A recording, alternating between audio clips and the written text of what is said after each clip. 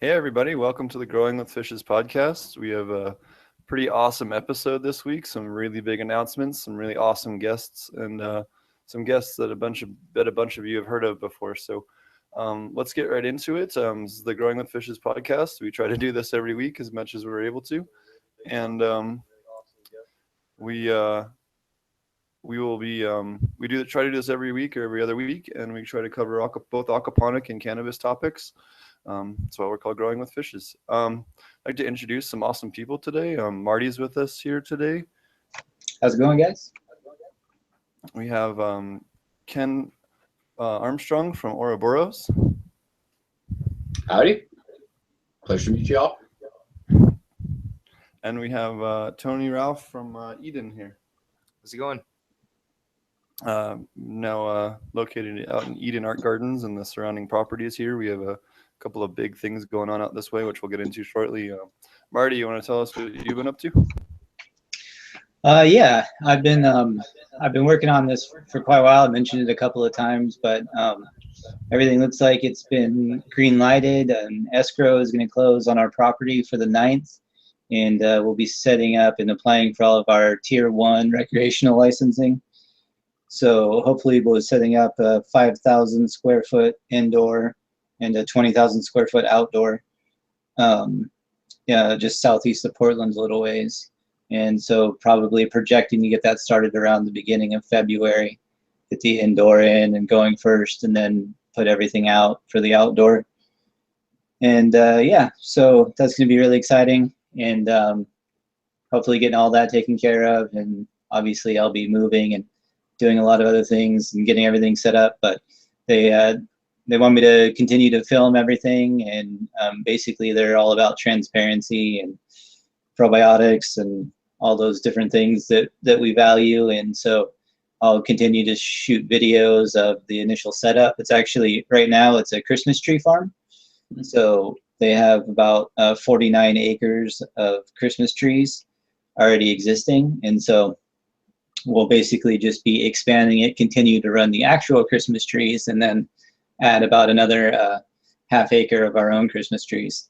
And it's gonna be really a lot of fun, Larry. Looking forward to it, and hopefully you guys will be able to see it. We're gonna set up some cameras and do some time lapses and different things as we set up a full-on commercial grade application. And should be a lot of fun.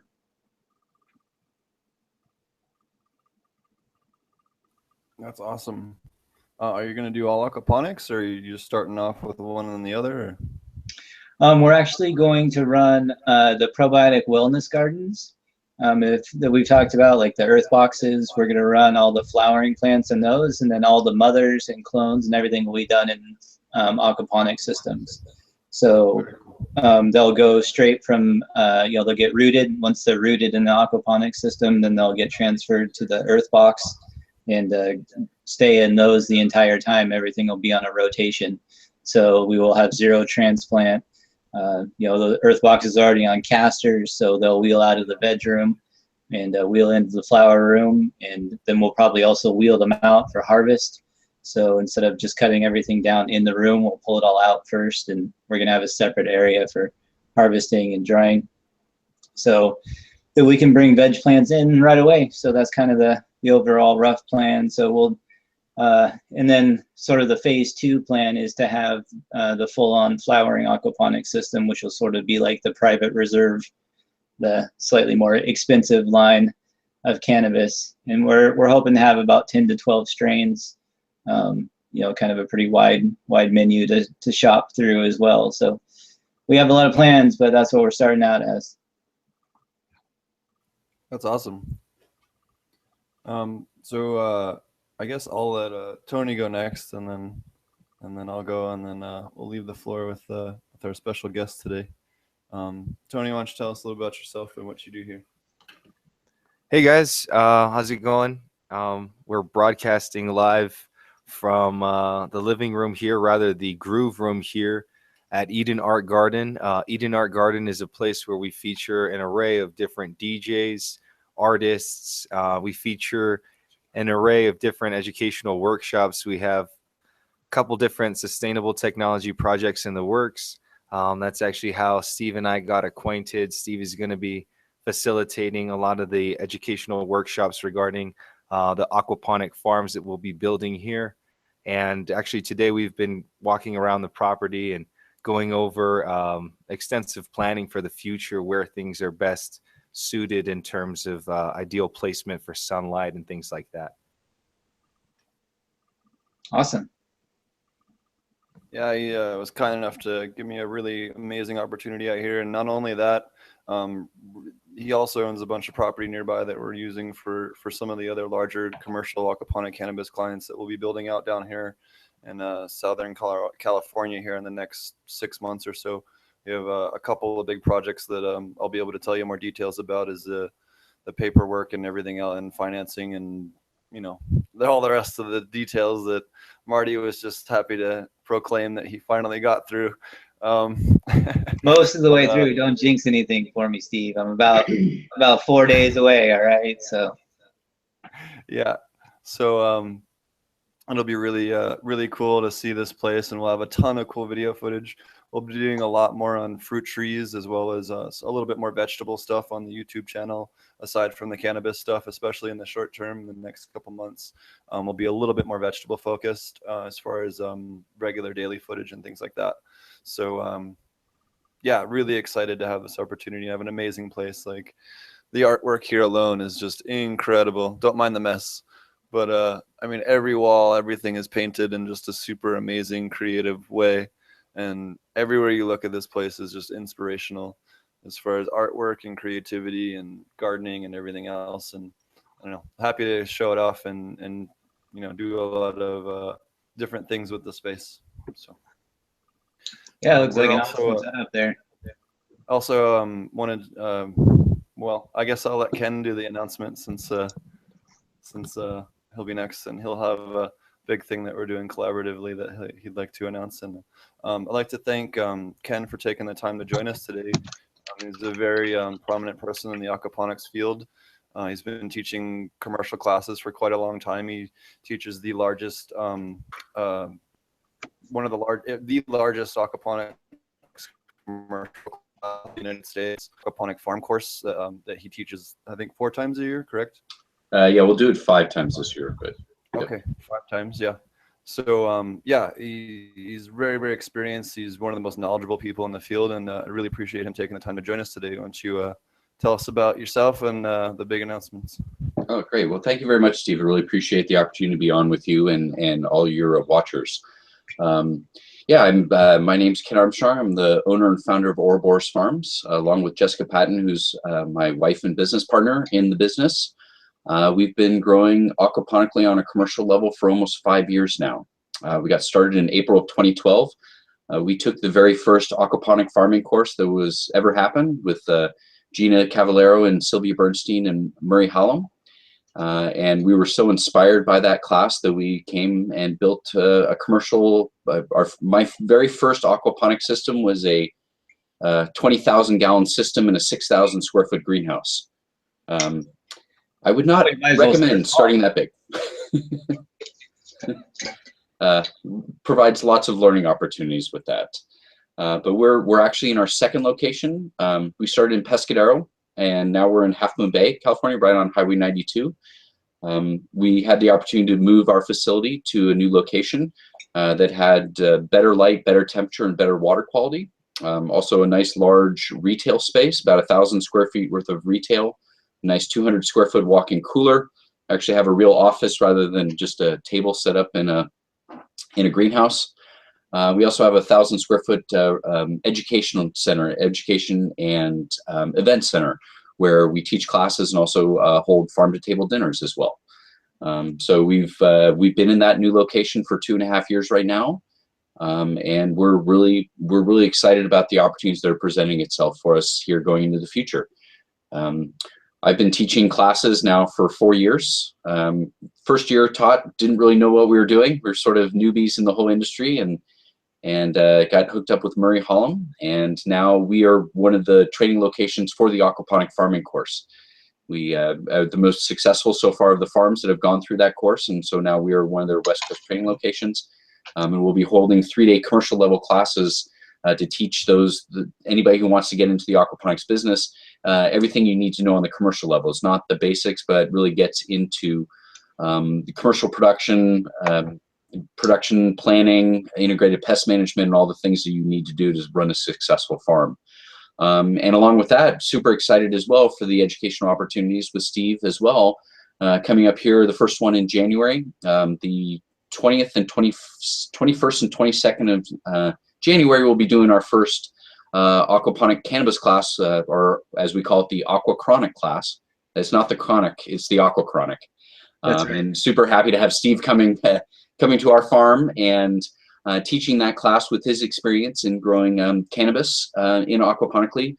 We are experts in growing produce, and arguably we probably have one of the nicest farms that's in existence right now. So we're super excited to be partnering with Steve as well, to be expanding our educational opportunities and having a spectacular commercial production farm as the backdrop for this very, very interesting, very exciting class that we're going to be teaching.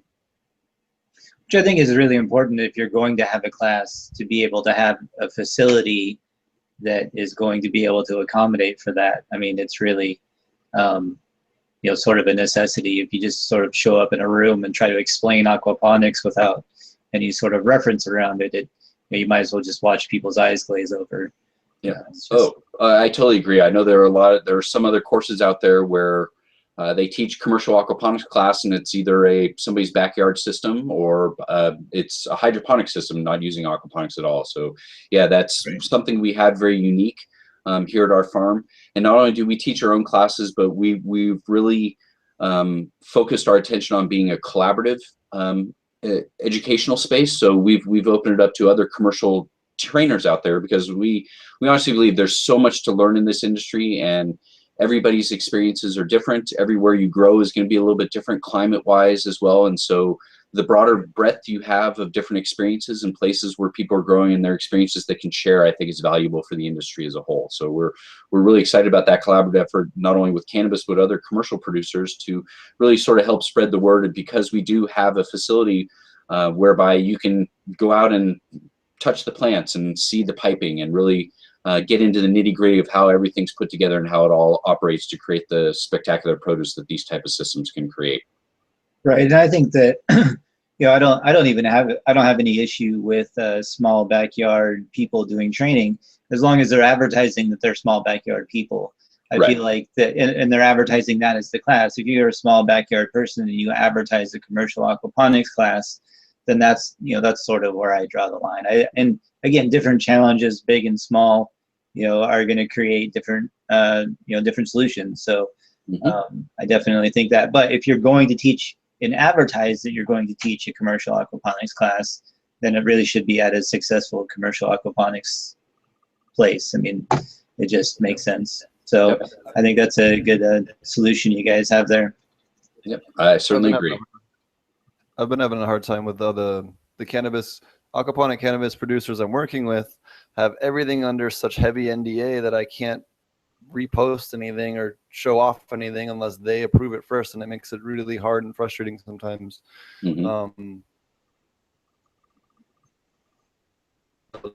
I have one grower that let me show up pretty much anything from their grow, which is at the same time, I'm still honored to work with them. You've been actually featured on PBS and a whole bunch of other cool things. You want to tell us a little bit about that? Yeah, we've been very fortunate to have gotten a lot of television press. We were on the PBS NewsHour, their national primetime news broadcast. The team came out, a great team of people came out they were at our farm for about 8 hours. Spent the whole time filming and created a nice 8-minute piece that was really spectacular. They're, of course, one of those things with any of those type of productions, you have no creative control over it. So, of course, there are certain things that slip in there that might not necessarily want in there.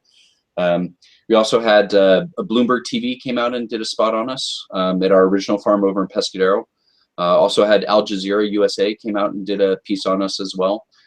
We've been in the San Jose Mercury News, the front page of their local section one time as well. Been in the local papers a number of times. I was on KGO Radio, a talk show, one evening out here in the San Francisco area as well. So it's funny, we never sought out any of this promotion, and all these people sort of found us, and we've just been very fortunate to have been able to be available for that, and really feel honored and blessed to be able to spread the word about aquaponics in any way that we can. Well, it sounds like you're doing that. Work with, Go ahead, Steve. I think with younger people, reaching out to the local schools there or something like that. Yeah, certainly. Yeah, we do both public and private tours. The first Saturday of every month we hold a public tour that anybody from the public can come. We also do private tours pretty much any day of the week if people can pre-arrange that to come. We charge $150. It's either $15 a person or $150 for a 2-hour tour led personally by myself, and I'll walk through. And this can be geared towards the individual practitioner. So if you want to come and say, okay, explain this part of your system, you want to spend 2 hours doing that, it's like 2 hours worth of consultation at a fraction of my normal rate. So, and aside from that, we've also conjuncted or worked with a lot of schools as well. We've had anywhere from elementary schools all the way up to university level classes that have come and done school tours of the facility as well. Because again, I think it's really important to teach that next generation of farmers. They are going to be the ones that are going to be growing the food in the future, and as technology progresses, they're the ones that are going to be really innovating. And the younger generations, they're really thinking about sustainability, and they're really thinking about how do we really manage the resources that are available to us on this finite planet. And so we're super excited those opportunities to teach kids of all ages about aquaponics and really reconnect them with where food comes from. So many kids nowadays say, where do carrots come from? They're like, oh, the grocery store. It's like, no, this is a carrot. And you pull a carrot out of the system, like, you know, their eyes get wide, and just really the amazement. So that opportunity to really connect with younger people and show them that there's a different way of doing things, that our corporatized food production system is not the only way that it can be done, and that aquaponics is one of those things that really empowers individuals and puts the power back in the hands of communities. That's wonderful. I know that's definitely one of my favorite things. I love growing stevia in my front display beds for that reason. The little kids are like, oh, it's just a bunch of green, that, and you pull a leaf off and you give it to them and they eat it and it tastes like candy. And suddenly you have their full attention. You know, it's so fun. Or you let them feed the fish, or, you know, and not only that, with education, you know, they can teach so many different topics, you know, math, physics, biology, botany, you know, it works out so well. It's engineering, fluid dynamics, physics, like you name it. Yep. All subjects taught in schools nowadays can be incorporated into an aquaponics system. Yeah, without a doubt. It's everything right there, and it's a living, breathing system that they can really sort of work with and connect with. It's really, it's fantastic. Yeah, like you said, the stevia, we had a stevia plant. We always give that to the kids. That's a fantastic little thing. And you know, it's funny, the younger the kids are, the more the word poo comes into the conversation. So you know, the elementary school kids, like every other word is poo, and they just love it. So So you've had a chance to have a bunch of experience with a wide range of customers and a lot of people with a lot of problems, and even, you know, doing some larger consulting. What are some of the more common issues you run into? And then I guess as a second question, what are some of the funnier things that you run into? Like, I've had customers call me and tell me they put OxyClean in their system to clean out the dirt. I've had people use window cleaner to try and kill aphids. I've had people their pH by about 8 times. I've had this honest question 4 or 5 times where people ask me what the acceptable level of uranium or radon was in the water that they could use. Wow. And a whole bunch of just really strange, entertaining questions that I could almost write a small book on. What are some of the stuff that you run into, and then common problems, or, you know, common issues or points that you'd like to bring up that are, I guess, less addressed in aquaponics? Let me take that second one first. I think the most common mistake that happens in aquaponics is the improper management of pH. I can't tell you how many times, you know, on the boards or somebody calls up, I'm having an issue, and of course the first question is you ask what their pH is. Oh, my pH is 8.5. It's like, well, okay, that's what your problem is. And that's the most common thing. I think the improper management of pH and the understanding of how essential it is to your system, is probably the most common mistake that we find that people get, and the most common question that we get from people. Geez, I've had, I'm getting a lot of people asking about shrimp or different types of things that you can grow in your system. Interesting, funny. It's sort of a question now that I think of it. Of course, tons of things that come up. I was sort of alarmed by the number of people that asked me if they could use their saltwater fish tank. Mm-hmm. And, you know, I guess I just sort of figured that was maybe more along the lines of common sense. But, yeah. You know, maybe some kelp. I don't know. I don't know what to tell you. Yeah, I mean, we had at least the total noobs is like, do I have to feed the fish? Like that's always a question. Like, do I have to feed? Is this a totally self-sufficient system? It's like, no, you actually have to feed the fish. That's how the fish are actually just a means of getting the fish food to the plants. I've gotten that one too. They get that quite often. There were a couple of questions here in chat also. Let's see. Let me scroll up to the top here. Really interested in dual root zone, raising non-indigenous fish. Right, so non-indigenous fish is definitely, you know, every state's going to be different in terms of that. You know, like Oregon, you have to get a permit for pretty much everything except catfish. And that's always a good general one to check into because catfish are pretty much, you know, they have a wide indigenous area. You know, they're indigenous to most areas, so that's usually a relatively safe bet. And then, like Fish Ganja guy said, you can always go with koi or goldfish you can just get from the pet store, and then you don't have to worry about a permit, especially in a, you know, just a small home system. And obviously, if you're not looking to eat them, but catfish is definitely an option that you can check out. And then there are other ones. I know Ken, you were talking about looking into trout because you had a, you know, sort of a specific little market there. And they come with their difficulties. They need cooler water and a little more movement and different things like that. And Steve, I think you recommended another kind that I hadn't heard of before. I can't remember now. You were talking about that's relatively easy to get a permit for. For cold water? Was it talking about perch or bluegill or something like that? Perch? Yeah, perch or another one. Yellow perch are really common in Colorado because they're cold tolerant. You can put them with catfish. Right. And as long as if you're doing it, even in a greenhouse, you can bring your temperature up and down over the course of, you know, in the fall and in the spring gradually, and they'll adjust just fine without too much of an issue.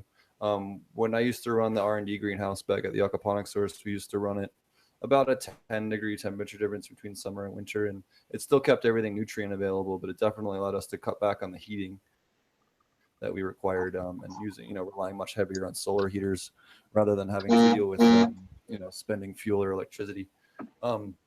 If you're looking for a good registered list on how to go about which fish you can use, your best bet, and you can go to almost any state in the union and go online, your local DNR will have a list of registered resellers for game fish, and they will always be able to give you legal, locally sourced, you know, fish, and you can find a local farm that's near you. Pretty much every DNR that I've ever looked up for a customer, but I can't recall any state that didn't have that publicly listed.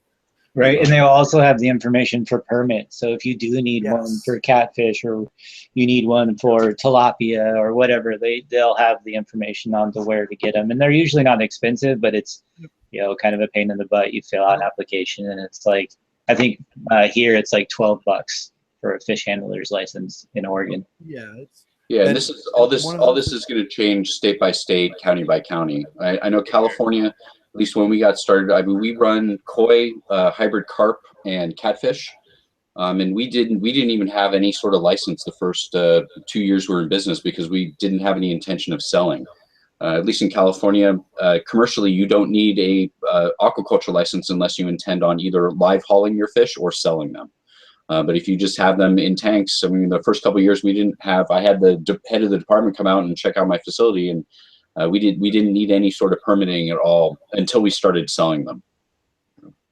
Yeah. So on that note, what I pretty much recommend to every single commercial cannabis customer that I work with right now, I tell all of them to go with koi for a couple of reasons. One, They're much more forgiving and tolerant if you really screw up. They're very nitrogen tolerant compared to other fish. If your nitrogen spikes, your nitrate spike, your nitrite spikes, if anything gets high, you're not going to, you might lose one or two, but it's not, you're much less likely to get a full crash. They're much more tolerant, at least temporarily, than many other fish species. They're cold tolerant. So if your heater breaks, they're not going to immediately die. They might get ick, but they're not going to die off the bat. The reason is, like just what you were saying with licensing, is in most states it's $150 or less for a pet trade license or an aquaculture license in most states, which is infinitely cheaper than a meat processing license if you plan on cutting them up or doing anything like that, which is a whole separate set of licensing, because then you're talking food processing. Once a knife gets involved, everything changes. So if you are going to do tilapia, you want to have fresh, whole, frozen or live fish, and anything outside of that requires a whole separate set of headache. Well, depending on the scale that you're doing, headache licensing. Right. But it's very, it gets annoying to have like a meat processing license and a cannabis license. It's weird. And it's a lot of licensing and paperwork and fees, and especially when you're trying to get launched as a business, it's much simpler just to get a simple pet trade license. Plus, the market for ornamental fish is relatively decent. I really had no idea that like ornamental koi, if you get some unique colored ones and you get them to a decent size, you get more money than you could sell a big catfish for. That's for damn sure. Oh yeah, without a doubt. You can grow a wide variety of tropical fish that will all have a much higher increase in value for every inch that you put on the fish. A tilapia, Ken, you could tell me what a tilapia market's for right now, probably, right? Actually, tilapia are illegal this part of the state, so we can't use tilapia up here. Okay. Well, tilapia, I know most of the time you're looking at I know in Jamaica they're like $3 to $4 a pound. Yeah, and that's pretty standard. It can't be a whole lot different than that. So that's just the last big market I tried to sell tilapia in. A koi, I could do butterfly koi, and for every inch I put on that fish, it's going to increase at least $10 per inch on that fish. Whereas a tilapia, I'm still, a 1 pound fish takes 8 to 10 months, for 1 pound of fillets, if that, you know what I mean? So yeah, when it comes to market value versus input, a lot of these tropical arowanas, pacu, arapaima, at some point I'm going to get around to doing a full freshwater stingray tank, because they put out raw urea, which works better as plant food, but that's a whole other discussion we can get into at a different time. But there's plenty of different tropical fish that have a very high value, that as long as you're not running your nitrates too high, you can grow out just fine and get a much bigger increase in value per inch that you put on that fish with the same amount of input. Yeah, there's some great koi farms where you can get small koi for maybe about $1 each, and just grow them out for a year or two, and that $1 fish is now worth. And if you get the right coloring, that fish can be worth a couple $100. So. Yeah, I was really surprised. Before I did aquaponics, I had no idea about pet fish, or really, other than my kids had a goldfish that we had for years before it finally died. But other than that, I had no idea. But obviously, once I think I've had systems for I think going on 5 years now. So a lot of those original ones I bought are getting to be pretty good size now, and so I started checking into it, and I was really surprised. So that's definitely, if you're checking out fish and you're not overly concerned about eating the fish, obviously, then ornamentals is a great way to go. And like Steve was saying, for commercial applications, it's it's a lot simpler if you're looking to grow cannabis, to be able to have just a handler's license, which basically just means the fish has to stay alive. You can sell it, but you have to sell it alive. So that's essentially the difference. Like Steve said, as soon as the knife comes out and anything dies, that's when everything changes.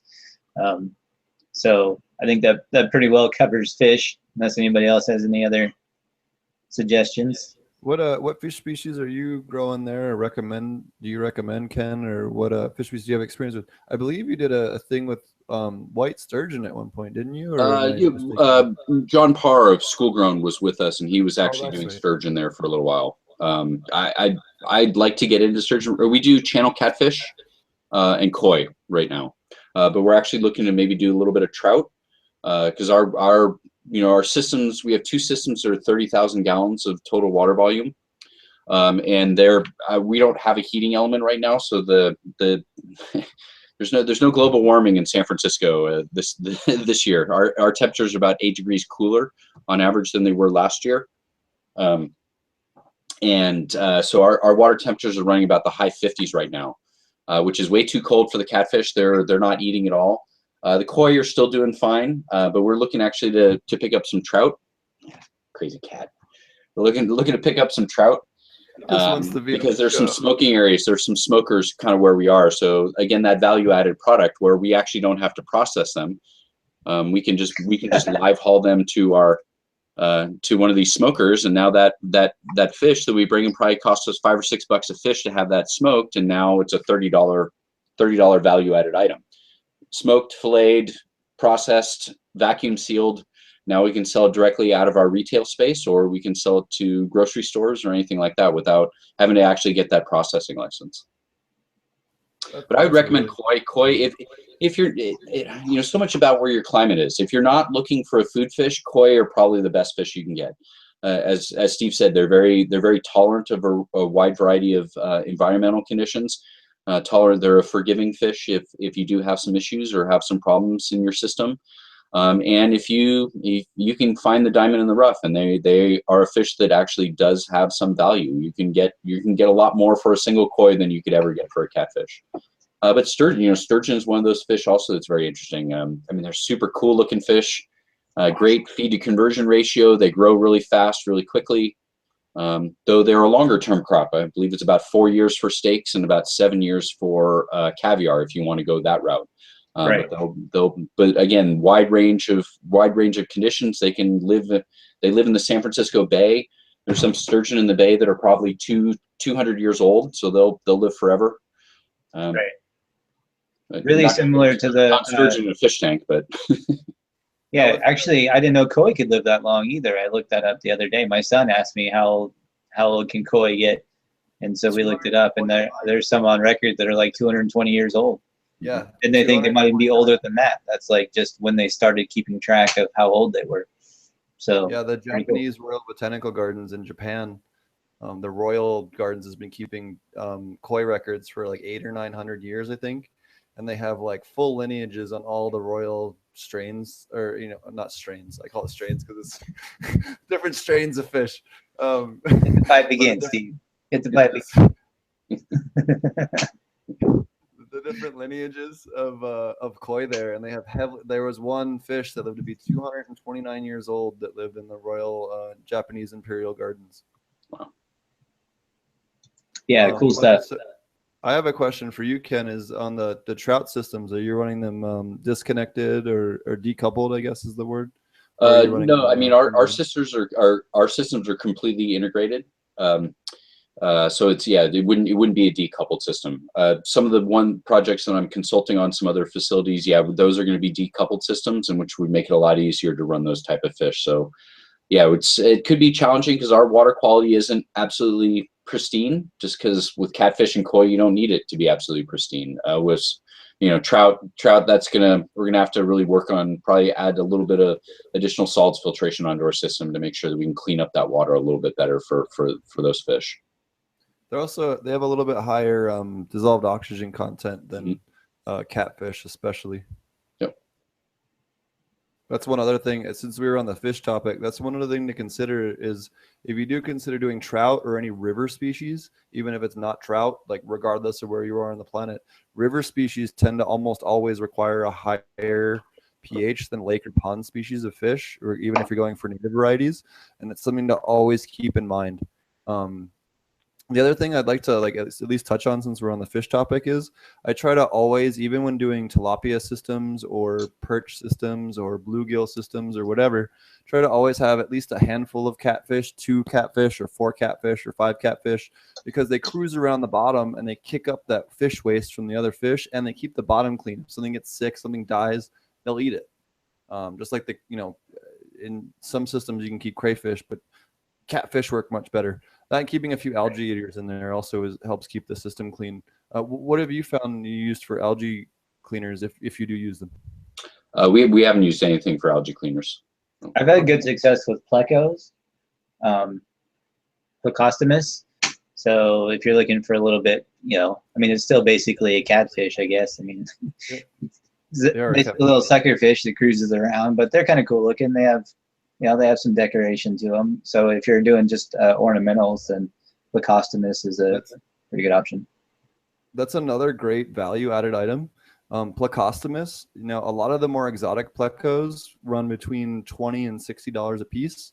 But if you grow that sucker out to a foot or two, you're going to command $200 to $500 depending on the variety that it is for a large adult. And they will get big. Breed them very easily in an aquaponics system. And for something that's also cleaning algae for you, if you replace it every 2 to 3 years and you're making a couple $100 profit on it, royal plecos, sailfin plecos, gibiceps, flamefin plecos, zebra plecos are all great options for very high return. That's another fish that you're putting $20 or $30 per inch on that sucker. And again, you don't even have to feed the suckers. You can the ones that I have, I throw a couple of extra pot leaves in there every week, and that's all they eat aside from the algae. And it's more than enough for them. They're a lot less temperature tolerant than koi, though. They don't have they won't take much below about 65, and then you'll kill them off 60. But there's a funny story about a koi though. If you want to talk about water, go ahead. I had a koi that I didn't realize I left in a tank outside, and I went out probably a month later, and there was still some water just sitting in the tank. And I noticed it swimming around in there. Still, the water over the top was completely frozen. I had to break the ice off the top, and obviously it wasn't getting fed or anything. But it's fine. Just swimming around all slow. I pulled it out, kind of slowly warmed it up, and it's still in the tank now. That's wonderful. Yeah, it was crazy. I was more than surprised. Yeah, I've never had them survive much below about 52. We had a heater failure where I was at doing in the R&D greenhouse for the aquaponics source one time. The heater failed and one of the walls blew off the greenhouse, and it got down to about 52 water degrees, and they survived. But that's the lowest temperature I've ever seen them live through. If you're going to do colder water, the two species I would recommend to you are either panda garas or gara rufas, which are both in the same family. Gara rufas are also known as doctor fish. They're very cold water tolerant. They come from streams in Mongolia and China. And panda garas are also another one of those. They're smaller, but they'll readily breed in your system. You can sell them for a decent profit, and they'll happily climb through your plumbing and clean the scum and the algae out of any plumbing that you have. Just be mindful that they might occasionally get shredded in your filter. But they're pretty small. But they're very cool. And then if you're looking for something larger, to basically be like a pleco replacement, similar-ish, is a Chinese high-fin algae eater, also sometimes called a pond shark. And they're also they're cold tolerant, the exact same temperature range as koi are, which makes them great koi companions, because if you want to bring the temperature down or whatever, if something happens, an emergency or whatever, nothing dies, even though they're an algae eater. So those would be my two cold tolerant recommendations. And then for raft beds, one of the ones, especially for commercial producers that we've tested in lab back at my old job, and then to a lesser extent since then, is the red cherry shrimp and crystal shrimp. Both of those guys are amazing for keeping your roots clean, keeping them not pruned, but keeping something walking on them to keep them, nice and clean and dusted off and stimulated. Them and vampire crabs have been very useful in keeping the raft beds, pretty much low maintenance, so that you have something in there that's eating the dead stuff or the old stuff on the bottom where it gets kind of pinned against the styrofoam. So, what also talked about something else, Steve. Vampire crabs, was that it? Vampire crabs are they've only been like officially scientifically documented since 2012. but they hit the pet trade pretty hardcore, and they come in a large color variety. But you can put them in your raft bed system, and they'll regularly, they're detrivores. They won't touch anything that's living unless they're starving to death. But you'll always have some insects or some dead leaves or some decaying leaves, or, you know, the bottom of your lettuce, even if you're doing raft beds, the outer leaf or two, you always end up pulling off before you bring to sale, you know, for commercial sale. And it helps basically get rid of menial everyday maintenance by just having something come pop back and put any kind of waste out that's going to be an issue as pathogen.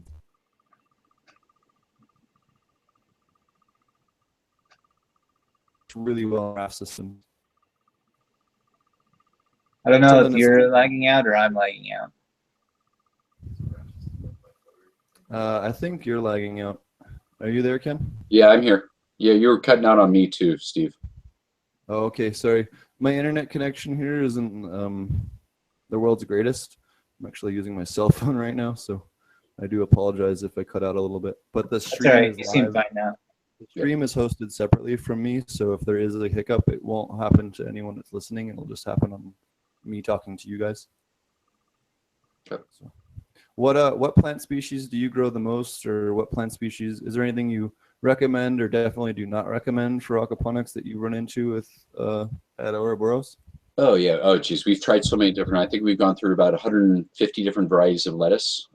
We've narrowed it down to 10 currently. We do the full spectrum of the Salanova lettuces available through Johnny's. We do all different 8 of those varieties. Then we do a Merlot lettuce, a red large leaf lettuce, and Breen, which is a small red romaine.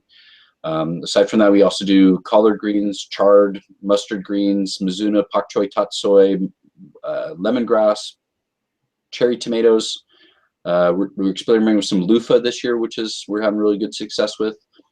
Just planted some garlic in some of our media beds, which is doing really well so far. We've done hops in the past, which did absolutely spectacularly. Our first year rhizomes outperformed the third year rhizomes that we had. Peppers. There's, I mean, so many different things. The two things that we've had difficulty growing in our system are arugula and spinach. I'm not exactly sure why. We've tried them a couple different times in different seasons in both of our different farms and never been able to get either of those two products to grow very well. So that's ones that we've had challenges with. Tomatoes, you know, tomatoes can be challenging, especially with a fully integrated system where everything's being shared. Obviously with the dual root zoning and some of those other methodologies that we'll be covering in the cannabis classes that we'll be teaching as well. Methodologies would definitely be helpful, and next year we'll probably look to doing that. We didn't do that this year, and it did provide some challenges to keep that production of those tomatoes up without compromising or providing way too much potassium for the rest of our system. We did notice that a lot of our Chinese herbs, when we were supplementing with a lot of potassium, they would bolt almost immediately as soon as they came up. So it compromised the production in some of our leafy greens with that. But we've tried just about everything. You know, growing commercially, it's a totally different consideration. You've got to grow what can make money. So lettuce is going to be the powerhouse of a commercial aquaponics facility. Basil does really well also, but lettuce, it's super easy to grow. It's a quick turn crop in a greenhouse, and with the temperate water, it really provides both frost and bolt protection for the system. And all the restaurants want it. They can't get better quality produce anywhere. We're really focusing on the local market. Up here in the San Francisco Bay Area has been a very foodie area, really a lot of the trends that happen in the food industry. And the newest trend right now is local. So if you're interested in getting into the produce production, I had the head buyer for LA San Francisco Specialty Produce come out to my farm a couple months ago. And they're the largest produce buyer in San Francisco, or actually in California. They supply Facebook, Google, NetApp, Cisco, all the big Silicon Valley companies. All the Silicon Valley companies are demanding local. They don't care about organic. Doesn't make any difference to them. They want local product because they're getting organic stuff from Chile, which is of questionable quality. A lot of the organic stuff is coming out of China. I don't believe anything coming out of China that's organic. So a lot of the corporations and their employees, that's what they're demanding. They want to know what's in their food chain. They want to know where their food's coming from. So the big corporate move right now is to local. So if you have local stuff, that is the pinnacle of the food chain right now. And you add with aquaponics, we harvest to order, so we don't harvest anything out of our system until somebody actually orders it. So at the most, our customers are getting product that's a couple hours out of our system, so they cannot get better looking, better tasting, higher quality, longer lasting, fresher produce anywhere. And so you've got to, then you add all the environmental benefits on top of that, and you've got a premium product that commands a premium price. I mean, we have no problem selling our products at all. Are you a certified organic or certified naturally grown facility, or? No, we're not. I may look into getting the certified naturally grown. We've purposely chosen not to get organic certification. We use organic fish feed as the basis. We use organically approved integrated pest management procedures. We use organic supplements into our system. But honestly, we already sell our products at higher than organic prices. So there's no point in getting the organic certification. It would just be an additional cost. Obviously, the organics, there's a marketing value with that term, and by having that would broaden our appeal to a bunch of other markets. But we're selling everything we're growing right now at higher than organic prices, so we don't need it. Certified naturally grown. I mean, there's some challenges with organics as well. We use iHort plugs as our grow media, and the polymer in them is not organically certifiable currently. One thing we found with a larger system too, I've never had to buffer my systems. My commercial systems, I've always had to acidify. I've never had to buffer. And so there aren't any organically approved acidifying agents as well, which can provide a challenge. Could you use like OMRI, like citric acid, for instance? Yep. You can use that, but I believe citric acid, one, it's a very weak acid, so you'd have to use a very large quantity of it. And I believe citric acid is also antibacterial, so might actually compromise the ability of your system to function properly. Well, yeah, and I think, if you're having to bring your pH down, you're having to acidify it with some sort of acid anyway. I mean, that's, so it's obviously a compromise in which one you use. And we've talked about on the show before, like phosphoric acid, and different things. But you obviously just said a lot of those things are difficult to acquire in a OMRI approved situation. So I think citric acid is probably one of the few that you could find a source of, but you would have to use a lot of it. And it is, obviously then antimicrobial. So the less using less is better generally, and that's why we generally recommend phosphoric acid. Or Steve has a great method of lowering your pH right away on a large scale system. Do you want to share that again, Steve? You're on mute, bud. Ken, quick question for you. Just to get a little bit more clarification from you. I think you were saying earlier that the big push has been to go towards the local market, how the organic and some of the other certifications aren't as important, how the big trend is these local markets. Can you elaborate? Can you talk more in detail about some of the bigger corporate agribusinesses that you've worked with lately? Well, we haven't worked with any corporate agribusiness, but I do have connections into. I've done talks at Google, been to NetApp, SanDisk, and given presentations at these various corporations to their usually in their lunchrooms.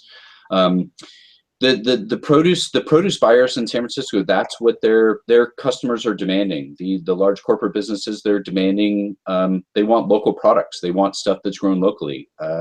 Their consumers, the people that eat there, are looking for we like the sort of the term "know your farm, know your farmer." They want transparency in our food system. The big push against labeling initiatives all across the country, obviously pushed by big agribusiness. To try to keep what's hidden in our food, or what's in our food, hidden. But there's a groundswell, or a sort of a movement, I think, among the populace that they want transparency in their food systems, and they want to know where their food's coming from.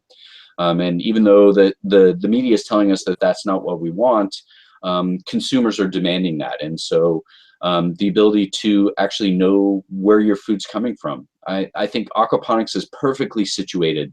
I often describe it very much as Airbnb or Uber is to their particular industries, as Airbnb is to the hotel industry and Uber is to the taxi industry. disruptive technologies to established institutions. And with the ability of aquaponics to grow an incredible amount of food on a very small point of land, and using fewer resources, it really empowers local food systems and local communities as well. So, one of those funny things about the future, I can see an aquaponics facility being the hub of a community, because food has always been that thing that's brought people together. We share a meal, we break bread together. The idea of sharing bread and salt. In olden days, if you came into somebody's house and you would have bread and salt, and now you've shared a meal or shared food in somebody's space, and now you have protection in that space. So food has always been something that's brought people together, and we've gotten so far away from that. And I see in our industry and our experiences that the trend is moving back towards that people, food is life, food is medicine. I've even seen studies that say about 90% of all health-related problems are all related to diet, and people are realizing this, and that the sort of the insanity to have given our food production system over to the world's largest poison manufacturer that's not interested in growing food, they're interested in selling poison, and people are realizing this. People are really waking up to this and are demanding to know what's in their food. And so when you have a facility that can grow in a local marketplace, because aquaponics can be done anywhere, in greenhouses, indoors, outdoors, rooftops, empty parking lots, basically all this underutilized space, and can be a fantastic way of bringing people together, and bringing communities together as well, where they can share that commonality of food and that which we really need to live.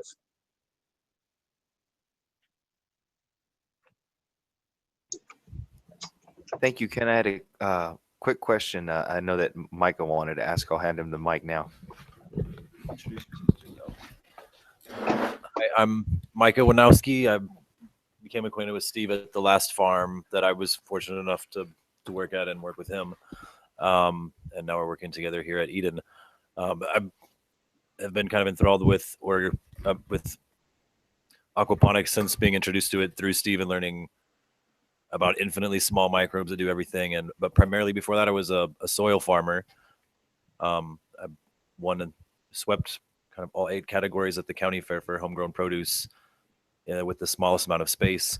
But the big thing right now, I guess, is a hot topic is, if you could touch on, I guess, your opinions and feelings on it, is the difficulty in being deemed, I guess, organic with soilless mediums.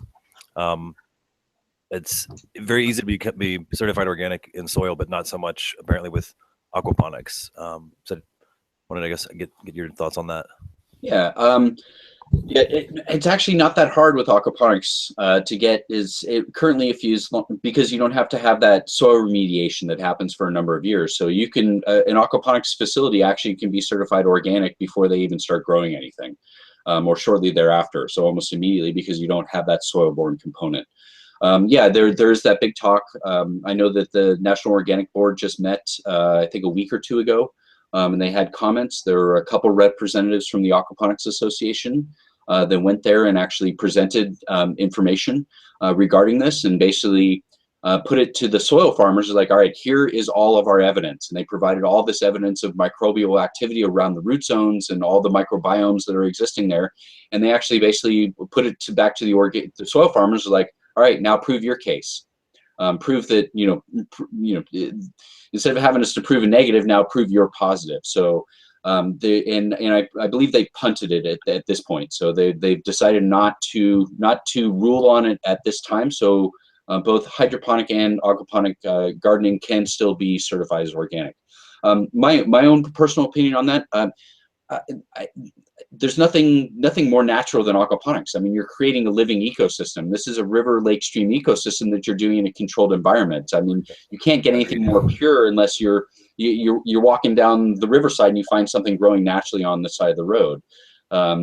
So for aquaponics now, hydroponics, obviously there's organic hydro, which I understand, but my own personal, if the rules are set out as they are and you are following the rules as they are set out, why should you be disavowed? I see it as soil farmers trying to carve out their own niche, which I understand. They're trying to protect their turf, because there is, particularly as far as hydroponics go, there are questionable there's a lot of hydroponic or organic hydroponic stuff that's coming out of Mexico or China, and so there are questions with where it's coming from. So I understand, but for me, aquaponics, I just don't see any sort of rationale how you could keep aquaponics out of an organic certification, because it's a completely natural process that's happening. So Yeah, agreed. Yep.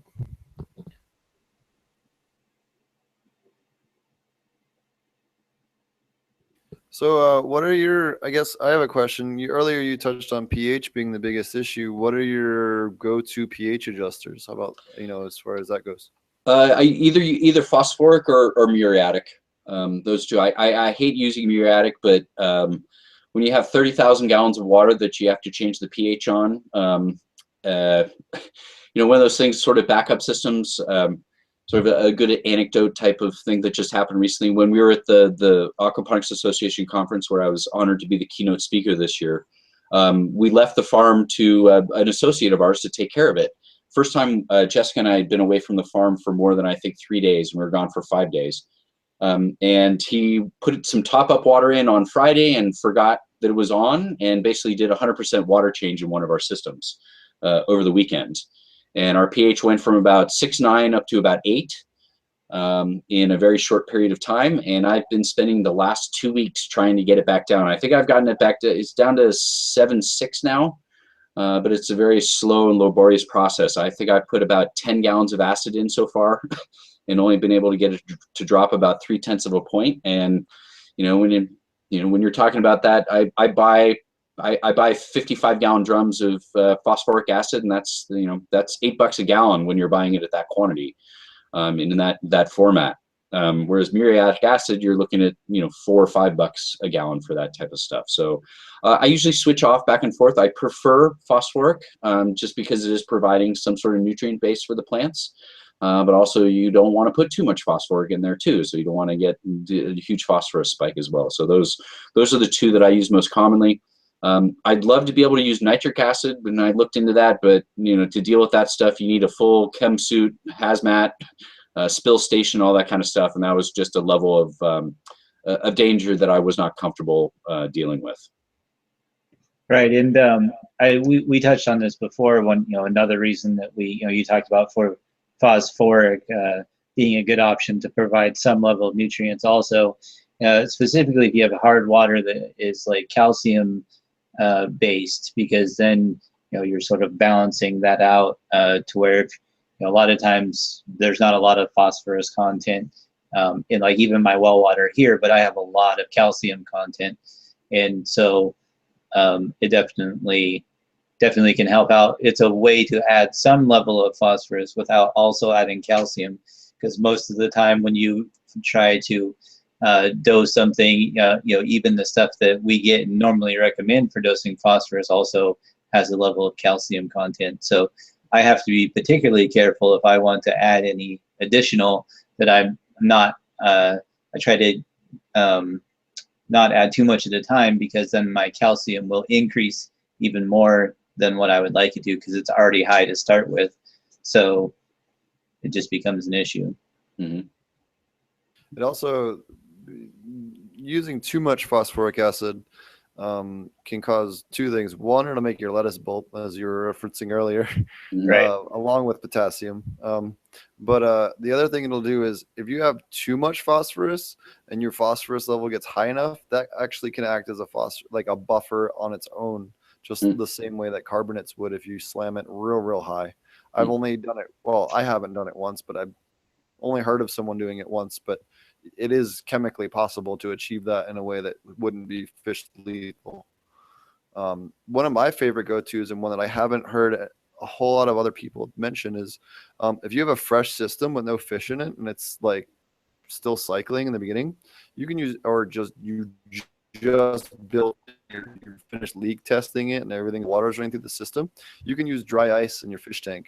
And the carbonic acid generated by the CO2 will not only burn off the carbonates and lower your pH, but it also dissolves out into the air and doesn't leave any residuals behind that cause any issue. It's good to know. And that also might be a relatively cheap option for you, Ken, if you have some way to be able to store the water separately, dry ice it, bring the pH down, and then essentially do the same thing that your employee did, which is pump out all the water that you wanted to keep and put in all the new water. Yeah. So for repeat that the kind same of process application, what forever. you would do is you'd string up like 3 fish. We'll just use the sake of argument. I've actually done this on large freshwater aquariums, exactly what you just referenced.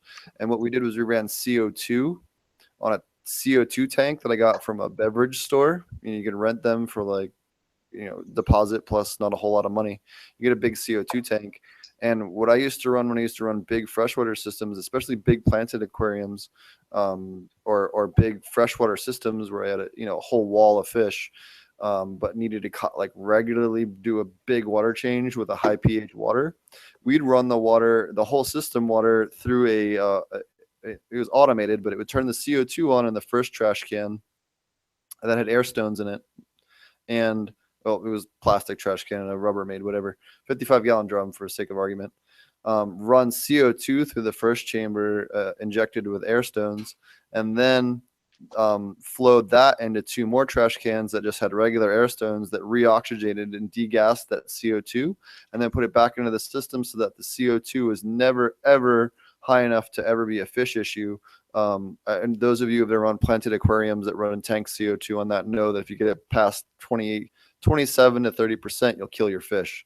By taking it, going from one tank to 2 others that have an off gas, one, it's super low energy. Solenoid with a CO2 tank is very, very low power. And then the follow-up tanks with an air stone, again, very low power. You can run both those off of DC power for nothing. And then just have it as a flow through, and it works extremely well.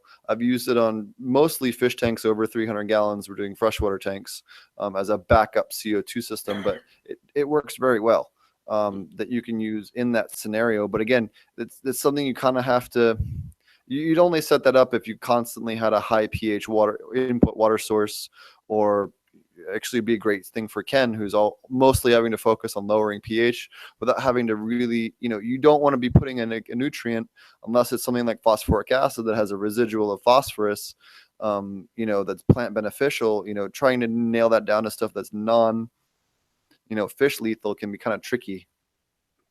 That's really good advice. Thank you for that. We're definitely going to look into that. Yeah, I mean, we have a couple of 1,300-gallon fish tanks that we could incorporate in that, so that'd be interesting to have water come from the system, go through one of the 13, put some dry ice in there, then have it filter into the other tank, put a bunch of air stones in there to off gas, and then have that recycle back into the system. I wouldn't recommend doing the dry ice method that way. I would do tank CO2 so that you can control the exact one, so that your dissolve rate is constant. Okay. So it's not bouncing around. And 2, you're dumping a lot of CO2 in with this. Like, dry ice is only for nothing living in the system right now, because it just dumps too much too quickly, and you have no way to regulate it. And not only that, as it dissolves, it has less surface area. So in the beginning, it's putting out more than it is when it's halfway burned down. So that's why tank CO2 is better. Not to mention, you can put it on a bubble counter and know exactly how much CO2, and I can do the math based on the bubble count of the input on the CO2 level without even using a CO2 tester. Okay. It's more exact, which is when you're doing commercial, everything has to be predictable and exact. You can't have variables you want to eliminate as many unpredictable variables as you know. Yeah, yeah, most definitely. I was saying before that if you had a complete separate tank of water to be able to treat separately with the dry ice, but when you have huge systems, obviously you may not have 20,000 gallon tanks laying around that you can just treat water in. So that may not be an option, but you could treat the water separately if you had a big enough tank to store it in, treat it separately with the dry ice, and then do your water changes out of that water source. Yeah. Absolutely. Yeah, you could totally pre-treat a tank that was your fill tank or something like that before it went into the system. Give it a day or so to off gas the CO2 and then pump it in. That would not at all be an issue. You just don't want to do it in line with live fish in the system unless you're using tanked CO2 that you can regulate. Right. Got it. Cool. Thank you for that. Also, that's some good. Little disclaimer: I'm not responsible if anyone does that and overdoses and kills your fish. Don't hold me legally liable. That works when it's regulated on a bubble counter and properly set up. Yeah. If you have a problem, please send your email to Potent Ponics. Yeah. Ponics at Gmail for every dead fish. So, do you have any tips, tricks, or advice for people getting into new to aquaponics? Oh, God, there's so many. The advice that I always give people is start small. If you're getting into this, start with a small system and get used to it and learn how the systems operate. Get used to handling the fish, all the various parameters that you have to be aware of, and the different types of testing and stuff to make sure that everything's running properly. And then it's really easy to expand. Most of these systems, there are a few wrong ways of doing it, but there's no one absolute right way of doing it. So it really does provide itself a lot to the creativity of the individual. A warning for any engineers out there: if you get into these systems, you're all done. You're over. You're never going to get away from them, because every engineer that I've ever met that's been introduced to aquaponics is just hopelessly addicted to it, because there are just all sorts of different ways you can tweak with different types of things and efficiencies and flow rates and all different types of stuff. But yeah, I mean, my main advice would be to start small and get used to it, and then expand from there. And get into it. It's so much fun. I'd never grown anything before. People ask, what did I do before this? Actually, right before this, I did past life regression hypnosis. And then prior to that, I worked for an environmentally friendly pet shampoo company that did biodegradable pet shampoos, my brother's company. And so I had no experience growing anything. I had no experience managing people or running a business. And so there was a lot of learning opportunities that went into this. And the main thing, I didn't grow anything because I always forgot to water it, so it died. So at least I'm one step ahead with that case. With aquaponics, Exactly, you don't have to worry about watering things. So, but yeah. Yeah, I mean, I just dive in, get a small system, and be creative. I mean, you don't have to spend a lot of money. Go to FreeCycle or Craigslist. You can find stuff. Obviously, you want to make sure it's food grade if it held any sort of containers. But there are lots of ways you can get into this without much and just get your hands wet, so to speak. And there's nothing better than eating the fruits of your own labor or hanging out with your own fishes and communicating with them, because this. And a bit of advice too: realize these are living ecosystems. This is a living, breathing thing, and you'll become attuned to it. It's really amazing when Jessica and I go into the farm. As soon as I walk in the door, we know immediately if something's not right. There are certain sounds, smells, sights that you'll become intimately attuned with it, and if something's not right, you'll know immediately. And it's really an interesting experience, sort of being interconnected with these systems, and it's almost like a living, breathing extension of yourself, and it's super rewarding. And when we take breaks, I don't go outside. I just pull up a chair and I just sit there and meditate with the plants. I personally have never grown cannabis this way, but I think how fantastic that would be as well, just to be able to spend time with that plant that you've given all this love and attention to, and in these integrated systems. These integrated systems that really, it's super rewarding, and it's the best thing I've ever done. I made this move about 5 years ago, and I have no regrets whatsoever. Well, first of all, you definitely should grow cannabis in a system, and just to try it. And obviously, for research purposes, legalization changing. With legalization changing, I would encourage you to look at it as as you would look at any other profit margin. Yep. Oh yeah. And that there's very few plants that you can charge per pound what you can get for it, and it really has that value. Not just that you can charge it, but it has the value to the person that it's going to. Yep. On that note, do you want to touch on the clusterfuck going on in Oregon right now? Please. Okay. Because you know more about it than anyone else. He loves to derail us into legal conversations because he knows you're LL. Because they're relevant. They're super relevant. I know. This. Okay. I just want to quickly rant for 2 seconds. Talk about is exactly why you do not blindly vote for any legalization bill. Okay, go. All right. So basically, here's what happened. For those of you that don't know, in Oregon right now is dealing with a serious bottleneck in production. And so, in maybe as a commercial grower, Ken, you can sort of try to understand some of what these people are going through in terms of getting their product held up and not be able to have it actually hit the market, and what that would do to you as a farmer just with your lettuce, for instance.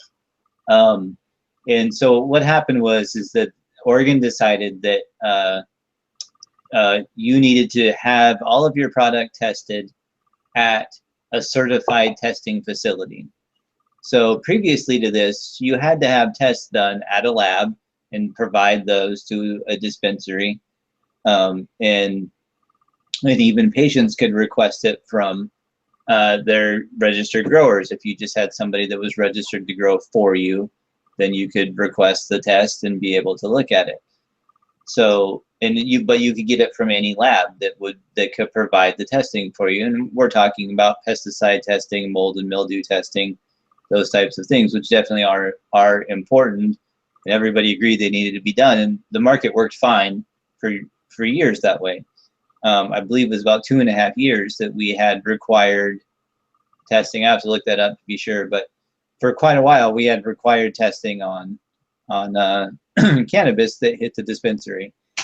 But recently now they had to certify any lab that it would go through. And so now you took the number of testing facilities that are available to send your product to, and you took it down to 0. Oh. And so then it was 1, and then it was 3, and then like now there's a handful of them essentially. And so what happened is not only were there a limited number of labs, but each one of those labs had limited number of resources. So those few labs got completely overran with products. And we're talking about products. Some of these products have a shelf life. Dried flour, obviously, has got a fairly long shelf life. Obviously, we want to get it on the market and when it's in its best condition. That's a pretty wide window for flour. But for things like edibles, certain types of edibles, or certain types of medications like RSO, or whatever you want, Rick Simpson oil essentially is, or full plant extract, essentially cannabis medication.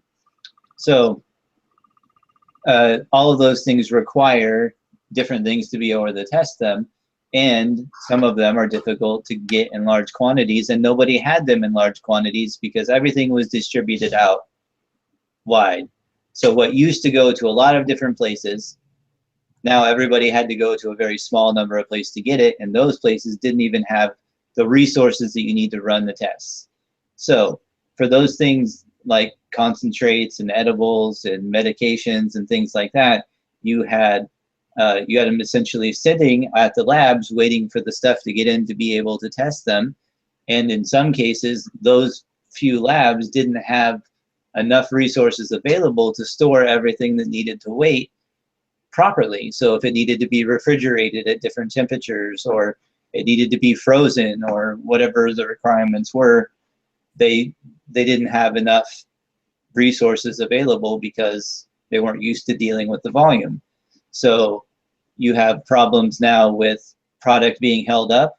You have product not being able to get to shelves. You have a large amount of products that are failing tests because they really increased the requirements for it. So they have a larger number of things that they're testing for. I think the list of things of the ban list is up to like 400 different things now that are essentially that have to be. Are they doing total CFUs for microbes? They are doing total CFUs for microbes, which is totally other. Total CFUs is so fucked because total CFUs means absolutely nothing in terms of what is potentially dangerous on the product, because it has nothing to do with what is a pathogen that'll hurt you versus what is a beneficial bacteria. Like, say for example, you can actually you can spike high on that for using a product like Serenade, which is using Bacillus subtilis, which is literally a soil microbe that is also found in yogurt, by the way. Any microbial perfectly farmer, safe to both smoke yeah. or eat. To any, like, you could eat spoonfuls of it and be perfectly safe. It naturally lives You'd in your probably be intestines. better off, honestly, if you did. Yeah. I mean, that's how it's beneficial. And there's no distinction between what is beneficial bacteria and, say, powdery mildew. And Yep. and a large number of organic farmers essentially failed for that. And that's actually been going on for quite a while, which is Yep. sort of another little finger of this whole thing. That But happens on in top of California as well. on top of being able to fail for all of the pesticides and all of that, with the recent changes to edibles and the recent changes to medications, you can only have a certain dose of that. You're limited to 10 milligrams of active content per dosage, like per individual wrapper content. So because of that, now not only can you fail for any pesticides, mold, mildew, beneficial bacteria, but you can also fail for just having too much medicine in your medicine. So I'm going to say that again. California, by the way. California has the exact same regulations. For those of you that get ready for this shitstorm, guys. That's basically what we're talking about. So, and now, in addition to that, okay, so now let's just go back to the volume thing, okay? You're limited in concentrates, you're limited in all these things, so which you can fail for all of those, and you have to get tested for all of them, but they up the amount you have to get tested. So let's say I grow 100 pounds of dried flower. I have to now get every 10 pounds tested. So it does scale a little bit. So once you get above about the 100-pound mark, you don't have to get it tested quite as often. So that's there is sort of a sliding scale there for people that produce a lot. But because they are requiring more testing than they did before, it increases the volume. So you also have now, we've already talked about how they've doubled it and sent it all to one place. So now you're also increasing literally just the number of volumes volume of tests that every grower needs to run. So not only are we all going to the same place, but now we're also all running more tests. And what's the volume they need per test? Isn't it like 10 grams or something like that? Like, it's not a little amount. It's not a large amount either, especially if you're... No, but 10 grams at 12, like Colorado, we'll use an example, at an average of $12 a gram, that's $100, or, $80 to $100 that's off of that dispensary's, right. It definitely adds up for a small grower. It's not a small sample size, but if you've got 100 pounds, you can definitely sacrifice that for sure. But it adds up for the small grower, and you'll notice all of this stuff as we continue to go adds up against the small grower. And obviously, I don't think that's an accident. But we're not even done with how much this is fucking shit up, because on top of that, we've increased the volume of everything. We've sent it all to the same place. We've decreased the number of people that can do it. So now the dispensaries that want to buy stuff don't have supply for it. They can't even get it. So with the increase in edibles, or the increase in regulation of edibles, so since you're limited to 10 milligrams, you're also running more individual packages. So if I'm a cancer patient and I need 100 milligrams, instead of buying one package of medication, I'm buying 10 packages of medication, which also means that whoever's packaging the medication is having to test 10 times as many packages. So 10 times the tax. Right. And so, but it's also the test. You also have to test that many more packages. So if you're keeping track, we've somewhere around like quadrupled the amount of testing and reduced the number of places that can do it down to a handful. I don't know how many it is exactly, because it pisses me off to keep track of it too closely, but started with only, I think, 3 testing facilities when it first came around on October 1st. And I think that they expanded it relatively soon after that. But I want to say it's still less than like 20 individual labs for the entire state that have been approved. And so I'll follow up on that and see if there's been any news, since I have gotten discouraged on reading any of it. But that's just the gist of it. So it quadrupled the amount of tests that have to be run overall through various regulations. And then on top of that, reduced the amount of people that can do it. And then you had growing pains for those reduced amount of people, had to get more volume in. And in the meantime, there was thousands of dollars of product that went bad because they weren't able to store it. So, you can just imagine your lettuce having to go through an individual third party and be, I don't know, tested for salmonella or whatever whatever you want to relate to it, and having all of it die before it gets to the market. Do you think you could be able to do business like that? Yeah, no, it'd be extremely difficult. Yeah. Especially with lettuce, which is something that's a highly perishable product. I mean, even our stuff lasts 3 or 4 weeks properly stored, but still, if you can't get it to market, then it's just rotting. Right. Well, and so, like we said, example. dried flour has got a long shelf life, but medications in some situations don't have that long shelf life. It's closer to that 3 to 4 weeks. So, that's where it becomes extremely difficult, and that is the clusterfuck that is Oregon right now, and everybody's just trying to work through getting as many labs as possible out there to be able to run and hopefully be able to do something about the limitations that we have on edibles for really no reason whatsoever. I've yet to have anybody be able to justify any logical reason why it needs to be a 10 milligram limit for medical patients. So I think that that's definitely something that needs to be corrected. But unfortunately, now we've just cloned the same problem in California. So, a lot of people are concerned about that. And I think that, you'll see what used to be really big gray markets. And when I say that, you have the black market, which is totally illegal. You have the white market, which is absolutely legal, and in between you have the gray market, which are people that have some sort of legality but are probably over numbers, overproducing, selling to the black market, all those different things. So we have a big gray market, and that in both Oregon, California, and Washington, I think any legal state, you're going to see that gray market shrink, and you're going to see the black market grow, which we've seen here in Oregon since different legalization changes have came in. Our black market has gotten a lot bigger. I think the last estimation I saw was something like $168 million expansion in the black market in Oregon since legalization. So it's definitely increased the black market and increased the white market. So that automatically means the gray market in the middle is getting squeezed out. And really, in comparison to other parts of the country, the gray market has been really successful for a lot of people around here for a long time. It's been probably, it was functioning fine before we fucked it up for, I want to say, at least 12 years or so here in Oregon. And I think it's been, close to 20 in California? How long is this 96 medical pass? I don't even remember. 20 years this year. In fact, I got a chance to meet Dennis Perrone a couple months ago, who was the original author of that, and I posted some pictures up on the Facebook.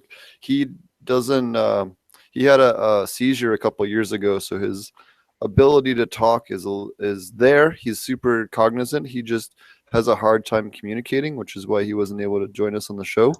It just takes him a while to get his thoughts out, even though they're very articulate and intelligent. He can't talk very quickly because of his seizure. So it was really wonderful to meet him and get a chance to talk to him and meet one of pretty much the grandfather of the legalization movement. He's the one who drafted and authored the original legalization bill. And it's really incredible to go from that to the just absolute psychotic clusterfuck that Oregon, there's no other word for it. Oregon has been the worst. And you know what was even crazier? When I was working down in Jamaica, Jamaica copy and pasted fucking Oregon's bill. It was completely insane. They wanted to have like webcams on all the grows. That's not going to apply to a guy in the hills of Westmoreland, like 1,500 feet from the. They just why is other parts of the world trying to take some of the like most ridiculous parts of the United States legalization movement and copy and paste it as well? And it's you have other states like Colorado and to a lesser extent Washington State, once they got their act together after the first 6 months, that have really gone a long way. And you know, Oregon's had some really amazing things. Like Oregon and Colorado both have approved pesticide lists on it, and that's what you're allowed to use if it's not on there. And that's something I'd love to see bleed over into the aquaponics realm, is a approved, like USDA approved list of pesticides nationally for aquaponic production that says, hey, none of these have anything that is a carcinogen in the fish or fish toxic, and these are what you're allowed to use for various pests. One, it gives you almost a cheat sheet for stuff to go to if you can't find something that you normally would go to for a problem. And two, it's stuff that's been tested. Now, the stuff for the cannabis stuff is stuff that where they consider combustion. Eagle 20 is a great example. It's perfectly fine to use for produce, perfectly fine to use for fruit trees, but if you burn the thing, it splits the cyanide off and is very, very toxic. And it's one of the things that I'd really like to see the aquaponics movement in general move towards, you know, set approved list of stuff that works. You know, kapow, or to a lesser extent, azadirachtin, meaning, you know, ingredients with the main ingredient azadirachtin, as long as it's not, you know, a heavy cold pressed neem oil, are great for aquaponic. I know, I would imagine, Ken, azadirachtin is one of your main go-tos, Azamax or. Yeah, Azamax or Azagard. Yeah, that's the main one that we go with. It's a fantastic, works really, really well. Yeah, that's kind of one of my more last resorts. My main go-to is kapow, but again, both of them work really good. Both of them are heavily approved for every kind of produce you can imagine. Just different ingredients, but it'd be nice to see the aquaponics community move towards a set approved list of that kind of stuff. Along, you know, going back to what we were talking about with the organic certification, it'd be nice to try and formulate and come together with the wider aquaponics community on a set list of approved stuff, or at least improved active ingredients, the same way that it's handled in the cannabis realm, because this is all going to get relevant, especially as both of these industries continue to grow, both aquaponics and the cannabis industry. You know, these are things that are going to come, you know, later down the line. Someone's going to get sued over some liability claim at some point over something stupid, whether or not it's at all factual or at all based on anything that's, you know, whether or not they win or not, it's going to happen at some point. You know what I mean? So it's another way for the industry to help protect itself and say, hey, I was abiding by these guidelines. These have all been previously approved, both for other products and for our industry specifically. And it gives you another layer of protection should it come to a liability type of thing, or in court or whatever else, which doesn't matter for most growers, but it matters for us industry people that are working on a big scale.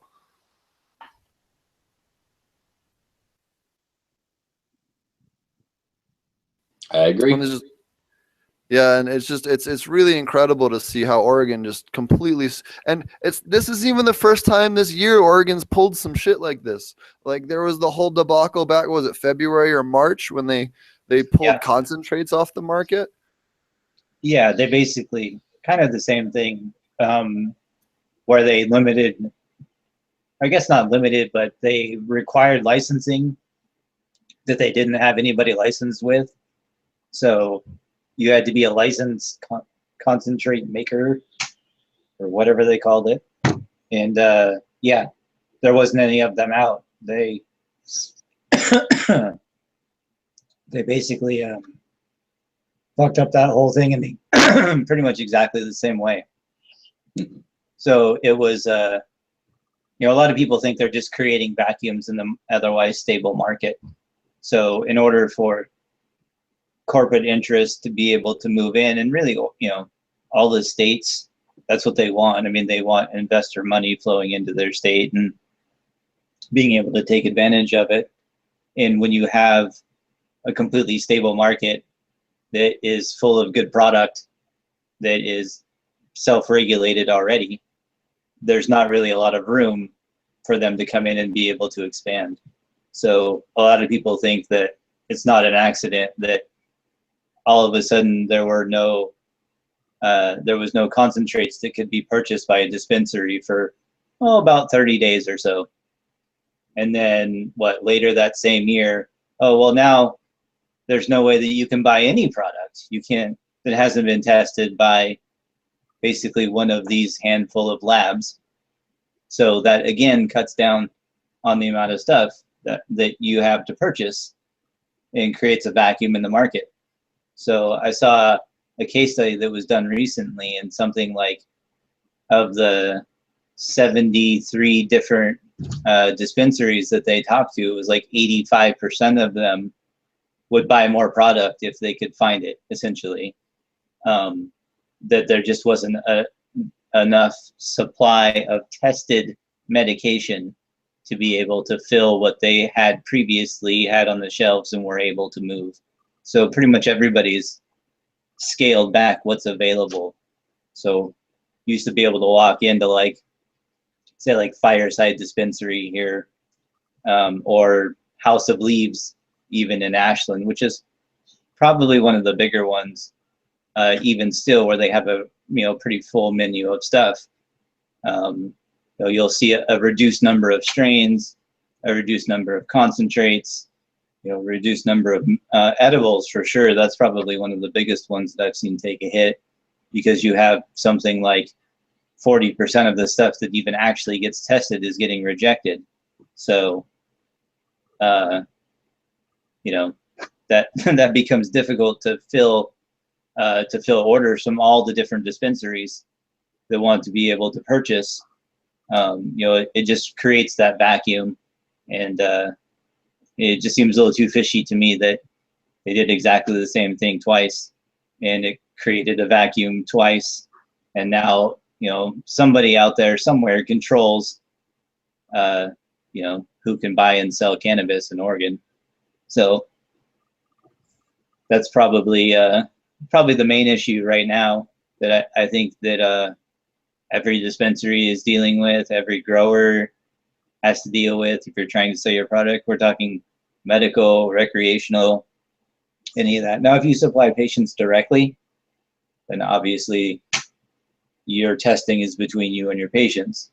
But if you want anything to go in a dispensary, it has to be tested at one of the approved dispensaries.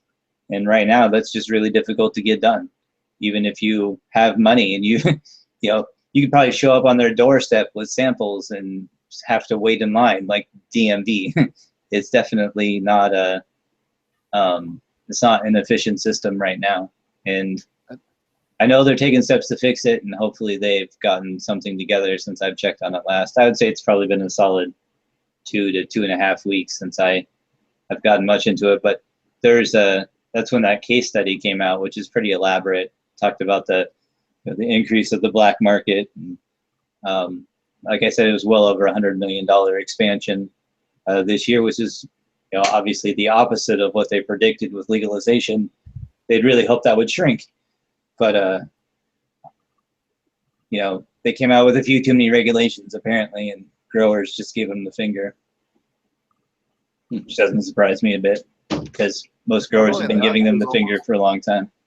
Not only that, there's almost an organic tax. Again, going back to the whole total CFUs, that's a bullshit ass thing to test for. Like, they should absolutely, if it comes up above a certain total CFUs, then automatically do the other test. But I shouldn't have to pay twice because I'm a better grower than a guy using chemicals. Like, that's completely fucking asinine. Like, they're literally being taxed because you're a better, more organic grower, which is ridiculous. The other thing I wanted to point out, and Micah back here can speak to firsthand. If any of you are ever charged with butane hash making, you can get that case thrown out, which we just learned recently. The police have zero ability to test for butane in a cannabis product. No lab has the ability to test for that. That's a police lab. They only have the ability to test for cannabis, and they don't have the ability, and they can't prosecute you for, or going back to testing, they also can't test for cannabis or even call it cannabis concentrate in court, which people should also know. unless they also have flower material that they can cross-reference it with. And if you don't have that, they can't even call it cannabis concentrate. Oh, yeah, they'll try. Here, you know what? I'll let Micah speak for a second about it because he can speak better. Sounds good.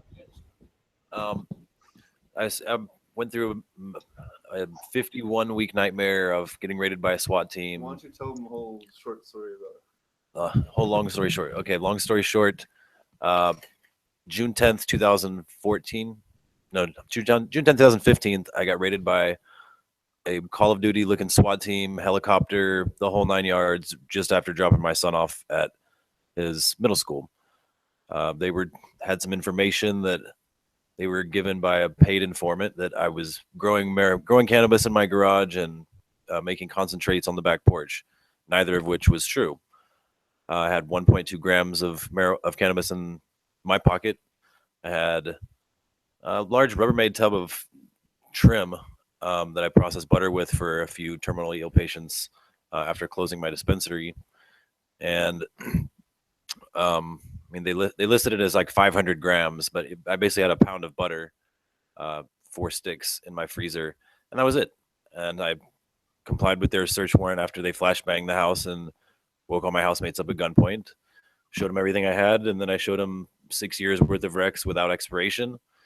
And they basically confiscated every Pyrex dish in my house. They were stupefied that there was no lab. I did have 2 blasting tubes locked away in like the chemical closet at the back of the garage where the paint thinner and household cleaning supplies that you don't want kids getting into are.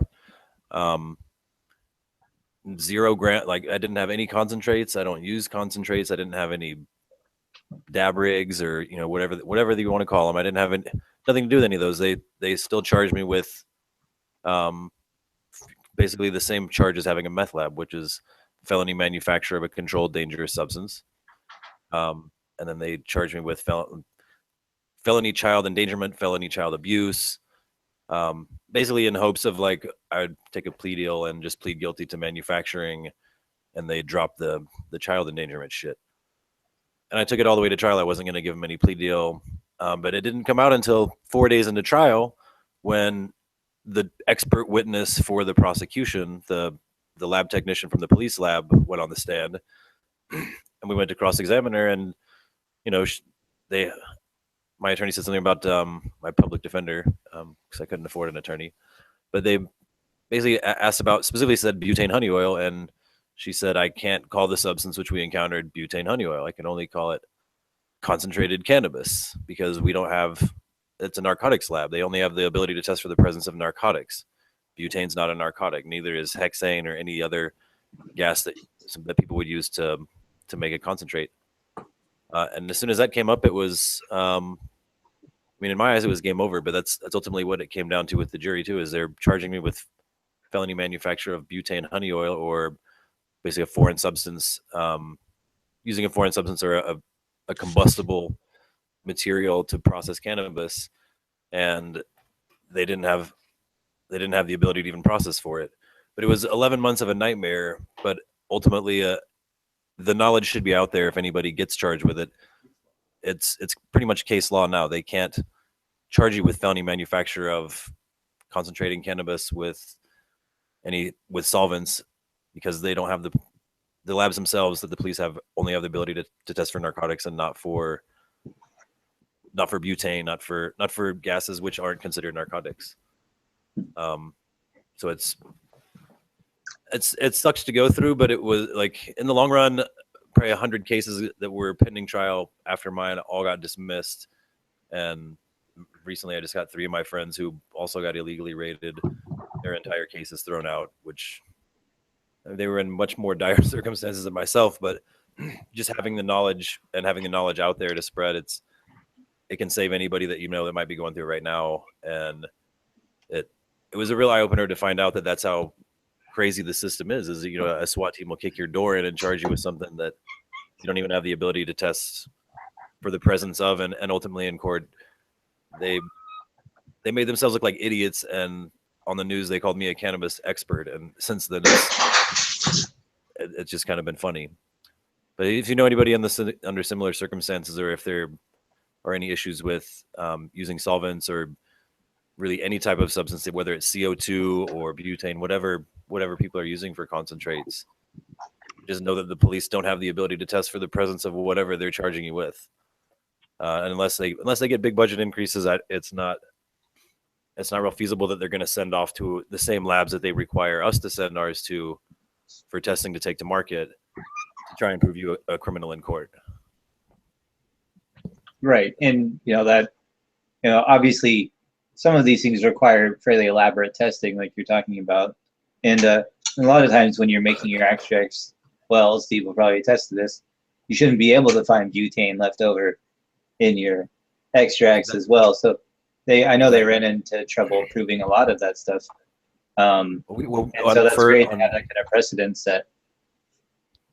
Yeah, in my case, I mean, ultimately the taxpayers paid for it, but my public defender did send the residue which they found, like, which is I think they scraped 0.06 grams of something off of one of my Pyrex dishes, and there wasn't any presence of butane. But at the same time, that's a dish that was most likely used for baking, and so with the cannabis, butter residue that had probably been baked on there 100 times or something. But well, it's a good thing they failed chemistry. Yeah, I had definitely made concentrates before. That's what the blasting tubes are for. But it's something. It was just really ironic that the police are charging me with a crime that, in order to take it to market at my dispensary, when I was involved with, when I had a dispensary, and the same legal test they required me to put it on the shelves, is not something that they pretended they didn't have access to that type of thing, and when they came up with nothing. Right. So, well, I think that definitely speaks to how concerned they are with whether or not they actually have evidence. I mean, it's all money. They weren't getting, yeah, fear and money. Biggest life lesson though that I came through with it was definitely the craziest learning experience I've been through in my life.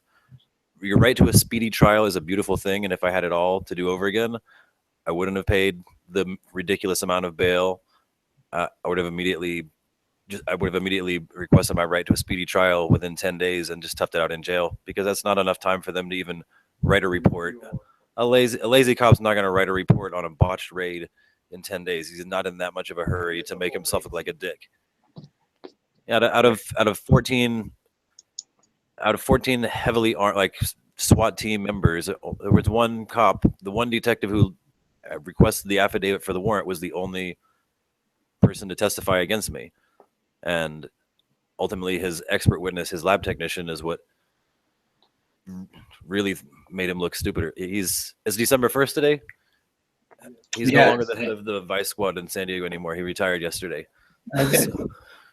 Because of the embarrassment. So, well, in a way, it was his, their negligence that allowed you to get this set as a precedent. So that's great. At a cost of almost $1.2 million for taxpayers. Well, they had to spend a lot of money on a helicopter in the air for an hour to come to my house, and a dozen officers that are, top rank, highest paid, and on hazard pay, and then an 11-month trial. It doesn't seem that it's not the America I grew up in anymore. But definitely don't.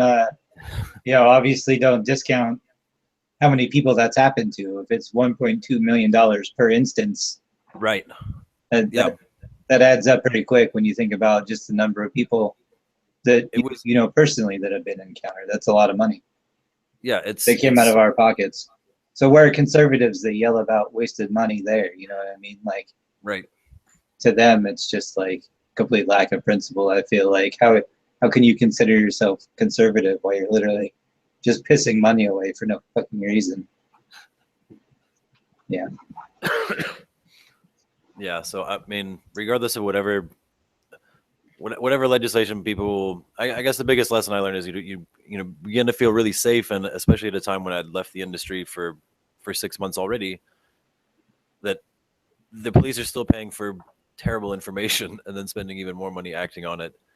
And if you end up in that circumstance, insist on a speedy trial for your own sake and the taxpayer's sake, because they'll dismiss it very quickly. But That's great one day, advice. if you have to defend your name in court, it is kind of fun. How are your kids doing through all that? Everything going good now? I never even lost custody of my son in family court. Technically, I'm still the full-time parent, although the loss of trust with his mom, really that's been the longest term effect for me is as a parent who's technically the custodial parent. My ex-wife is a beautiful, but not always the smartest person. She asked me why would the police lie?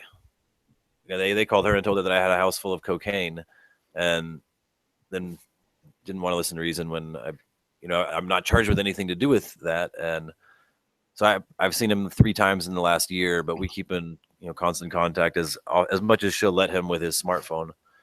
But it's I'm the custodial parent that's not physically in custody because I don't want to go have a boxing match with my ex-wife's new husband. Well, that's unfortunate, man. Yeah. But we're living in. He learned from it as much as I've learned from it, and that's really all you can do. You never should either win or learn. That's really your 2 choices in life. If I can teach you, I'll teach you what I've learned, and most of them I've learned the hard way. So, Okay, well, hopefully he can be around you a little more often before too long and learn some more. That'd be great. It's unfortunate that our taxpayer money is essentially splitting up a family, basically. I had a couple of can I use questions I got by email to since the last episode, and I just wanted to pop on those real quick before we start wrapping everything up. We had hold on, I got a little product list here. There's one that I didn't get to this week that I promised you I'll get to. I did try to find it. I just couldn't find a good MSDS sheet or ingredient list, so I can't comment yet. So the first one is Neptune Fish and Kelp. And that product has way too much nitrogen in it and in the wrong form to ever be useful in an aquaponics system. You might be able to get by with it in your soil layer, but that would not be a good product to use. The next one up was Keto Life's Growers Magic. That one is safe to use, and it's one of the higher available silica products on the market. It just gets a little pricey compared to some of the other silica products that are out there. My biggest one I've been going for lately is the Mad Farmer silica. That's kind of been one of my in rotation pH ups because it's potassium silicate, which raises your pH and is totally fish safe unless you really slam it. And it just tends to be a little bit cheap, more cost effective. Next one is Dolomite. Dolomite is great. That's my other pH rotation. Really good. It's calcium magnesium carbonate. It's basically CalMag plus pH up, so it's good for that reason. In fact, Micah has some. I'll show you. It's a white powder. Looks like cocaine or flour. Since we were talking about cocaine earlier, we have a little fun. I swear it's not blow. As he dumps it all over my keyboard. Snort it. The next one was Moab, which is a Mad Farmer's product. It's called Mother of All Bloom. That product is not safe because it contains monoammonium phosphate, which is not good for closed loop systems and will build up and cause the ammonium issue. It causes issues. You're adding nitrogen at the same time. The other one was Shine, which I forget. Hold on. I have the ingredients list here. Give me 2 seconds. It is monopotassium phosphate, potassium sulfate, magnesium sulfate. That product would also be good, but I'll be honest with you, for $40, you could buy enough powder to make that product for, I don't know, way more than what's in that bottle. So I don't know. I would tell you just go get those ingredients and do it yourself. It's way cheaper to buy those powders than it is to just buy a bottled product. But that is a Shine Bloom is the other one that is safe to use. But again, you're going to pay about 1/10 as much if you just made it. with the powders. Did any we'll wrap things up here. Did Tony, did you want to plug anything before we wrap up? Any events or anything coming up? I just wanted to say thank you for letting me be a part and ask a couple questions. I learned a lot, and yeah, I'm really looking forward to working with Steve in the future here at Eden. We're going to be hosting some workshops at the next couple of events. We have an event coming up the 16th through the 18th called Cloud Walker. It's actually going to be the event where Steven will be giving a couple different seminars, a couple different workshops, some intro classes into aquaponics, and be talking kind of on introductory levels regarding some of the same subject matter that's been discussed here tonight, but not as much detail. But it will be to a demographic that's very much eager to learn about this, and as Ken said earlier, is very much demanding to know where the food is coming from and really wanting to be a part of the local process in terms of connecting with where the food is growing from and how they can be a part of that production.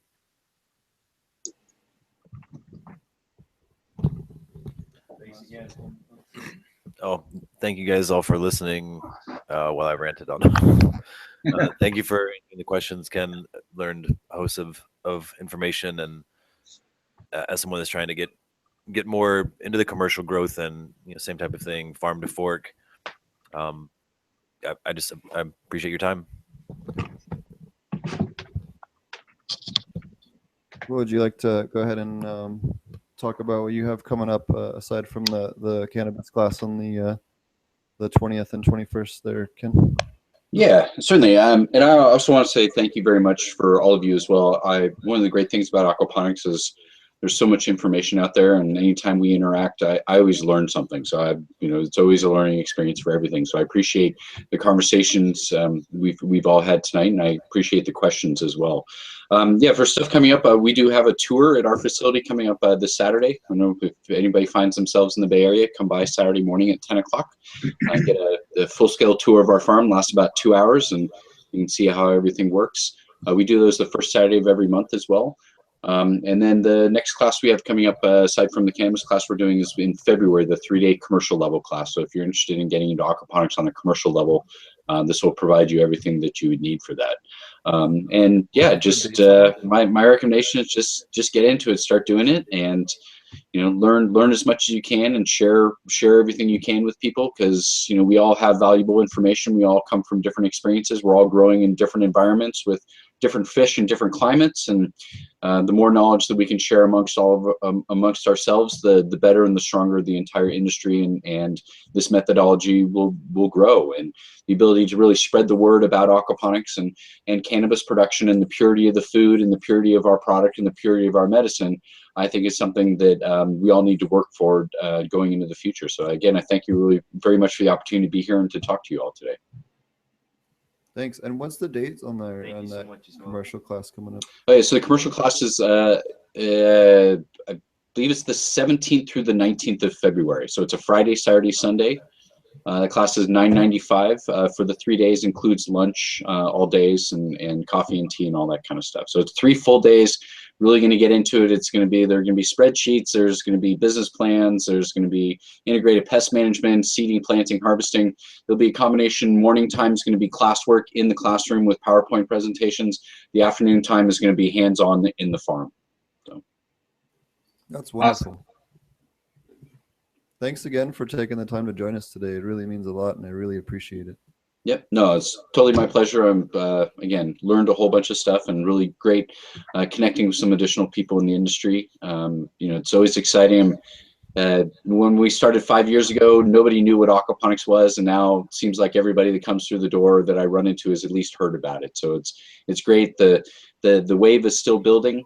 This industry is still in its infancy to a certain degree, and there's just a tremendous amount of opportunity. And we are the ones that are changing the world by living this way. So get out there and do right by the planet, and do right by what's good for all of us.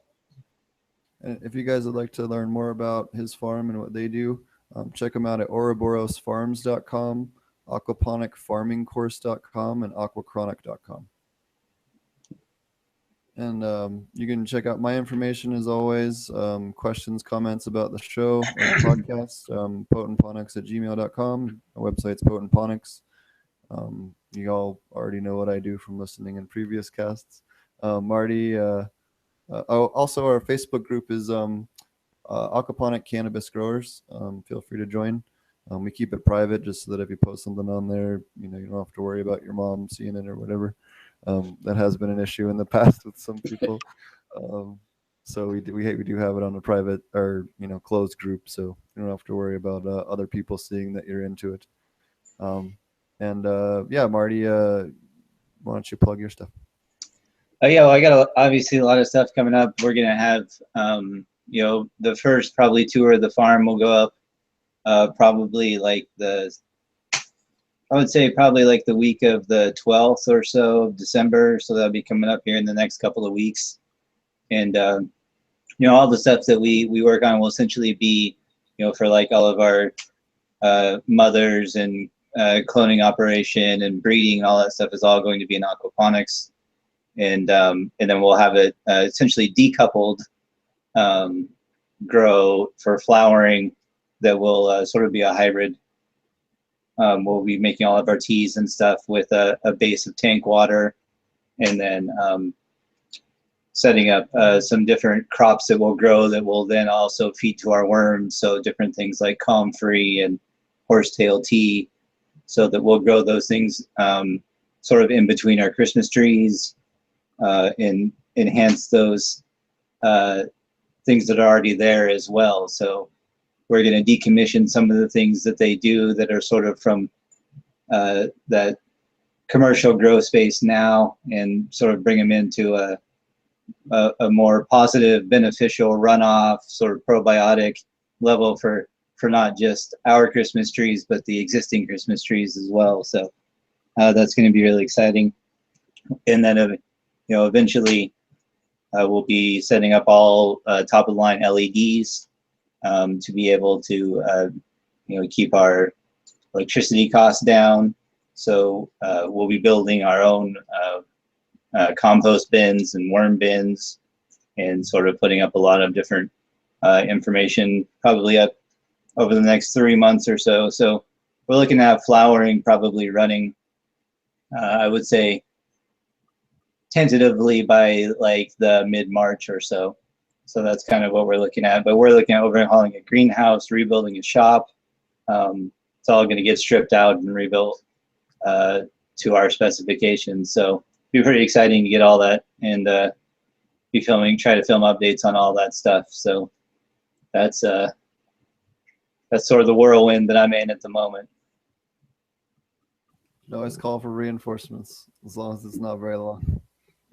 That's right. We'll happily come and make the I don't know how drive, you pick stay some in a crap place up long and enough go. to grow any plants. How does that ever happen? I mean, Well, I that's know it nice does thing at some about- point, but it seems like Yeah, that's the nice thing about having a home base finally. Well, what happened was I went to Jamaica, and when I went to Jamaica, I really should have gotten rid of my apartment then, because I kept paying for an apartment for like 4 or 5, like it was like 5 or 6 months that I like never saw. So I was like, why am I paying just to like remotely have a grow that I don't even get to smoke the weed from? Like, if just you giving just it want to my pay somebody's close mortgage, friend man, who's- you can pay mine, and you can come smoke anytime you want. We'll call it even. Because I was just helping supply a friend of mine that was really in medical need at the time, and I did that, and then finally I was just like, this is like a huge hole in my pocket that I don't need to pay right now. Like, I'm traveling all the time for doing these different consulting jobs. Like, why do I need to have an apartment? But now that I have a place where I have multiple properties nearby where I can get my bigger commercial clients all set up, I can have a real short commute or walking commute, or very, very short, and then have a really dope home base where we can do all kinds of other both cannabis and non-cannabis aquaponic setups and education, and not only gardening. There's a bunch of art stuff here, and they're looking to do metalworking classes and all kinds of other cool stuff. It's just a really amazing. It's like living at Burning Man or something like that. It's really dope. So yeah, Cool. yeah. for sure. So definitely look forward for all that stuff on my channel, which is AP Meds. Steve's on Ponics. We're on Aquaponic Cannabis Growers Group, which I'm proud of Steve. I think this is episode 25. I believe that's the first time he's remembered to plug our Facebook group. So good job, Steve. That's But, well, it's technically episode 24. We like skipped one of them. Oh, So that's at some right. Point, I forgot about I that. figured at some point between like 50 and 100, we'll do like the lost episode. Yeah, there you go. That sounds good. I like that. So I think that's pretty much all of our social media. But stay tuned for announcement. We'll probably launch social media for the farm itself once we get it named and branded and all of our paperwork in place. So we'll definitely have that coming out. And yeah, so lots of fun there. You guys have anything else? Nope. No. One last thing, I do have a beginner and intermediate level class happening the second weekend in January. So I forgot, the weekend before the cannabis class with Steve, I have both a Saturday beginner course and then a Sunday intermediate course, the 14th and 15th of January. So it looks like Carly here asks, where do we sign up for Ken's class? Oh, you can go to if you go to our website, go to ouroborosfarms.com, and then there's the classes page, and then they'll have a link to a square up place where you can sign up. You can also, if you want any additional information, you always email me at ken@ouroborosfarms.com. I'd be happy to answer any questions you have. Steve, can you throw a link in the chat to that one? Yeah. Oh, it's already there. Look at that. There's if you look at the in the description of the video of the stream, and then if you're watching this as a YouTube later on, there's a link directly to his website already in there, but I just pasted it in the chat as well. Cool. Awesome. Thanks, guys. Cool. Yeah, thanks Ken for everyone. Being our guest tonight, answering all of our questions, putting up with our rants. No, it was my pleasure. It's really interesting to see a different, people that share the same love and are growing just a slightly different type of plant and the issues that are surrounded that. So it's super informative for me as well. And we're all growing with fishes. Sounds good. All right, guys, you have a good night. It was nice to meet you guys too. Thanks for joining us and elaborating, especially you, man, who's had so much issues. And being able to get something on the board for the rest of us, thank you for your sacrifice and all that. Thank you guys for having me again. This is my second time on here. Yeah, thank you so much. It was a real honor. All right, guys. Have a good night. Thanks, guys, for watching, and have a good one, and we'll see you guys next time. All right. Thanks. Have a great night.